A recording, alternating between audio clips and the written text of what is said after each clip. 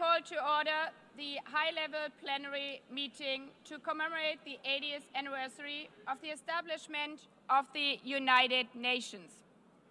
We see children without parents searching for food in the ruins of Gaza, the ongoing war in Ukraine, sexual violence in Sudan, gangs terrorizing people in Haiti, unfiltered hatred online, and floods and droughts all over the world.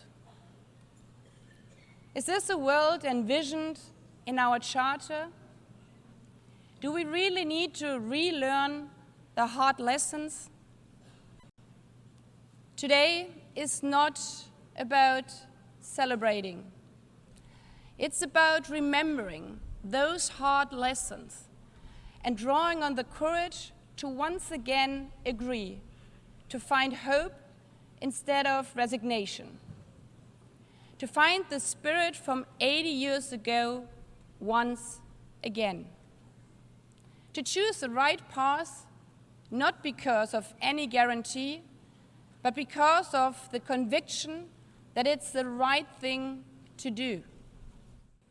Heads of states, ladies and gentlemen, allow me to, for 80 years, this institution has driven progress on sustainable development, peace and security, and human rights.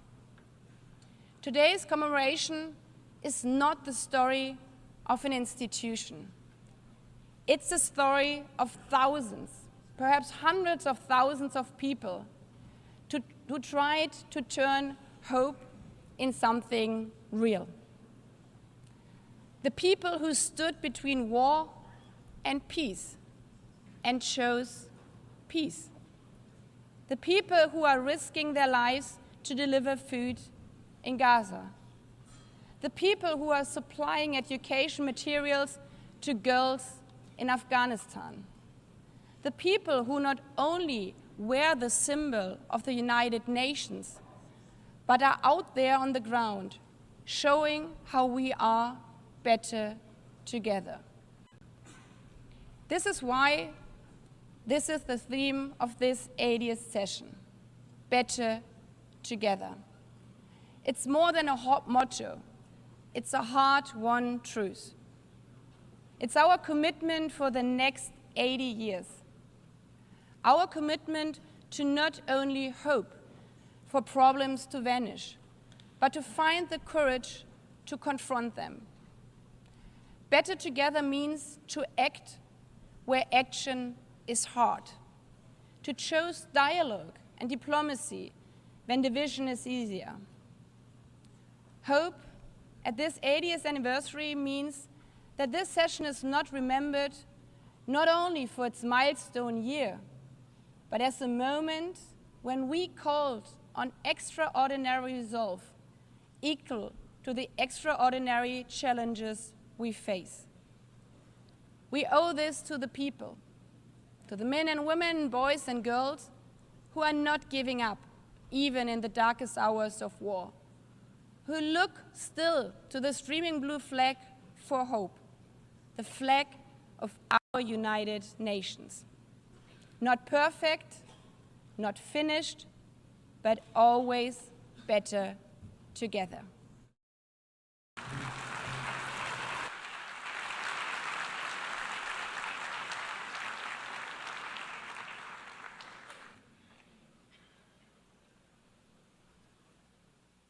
Establishment of the United Nations, entitled Better Together. Madam President of the General Assembly, Excellencies, there is a persistent myth that peace is naive, that justice is sentimental, that the only real politics is the politics of power and self-interest. But those early staff were not idealists untouched by reality. They had seen war and they knew. Peace is the most courageous, the most practical, the most necessary pursuit of all. And in building the United Nations, they created something extraordinary, a place where all nations, large and small, could come together to solve problems that no country can solve alone. And yet, at this moment, the principles of the United Nations are under assault as never before. As we meet, civilians are targeted and international law trampled in Gaza, the Ukraine, Sudan, and beyond. As we meet, poverty and hunger are on the rise as progress on the Sustainable Development Goals falters. As we meet, the planet burns with fires, floods, and record heat raging through climate chaos. And at the same time, we are moving towards a multipolar world, but without strong multilateral institutions, multipolarity has its risks, as Europe learned in the First World War. To meet these challenges, we must not only defend the United Nations, we must strengthen it. And that is the purpose of Agenda 2030, the Pact for the Future, and the UN80 initiative, to renew the foundations of international cooperation and to ensure that we can deliver for people everywhere.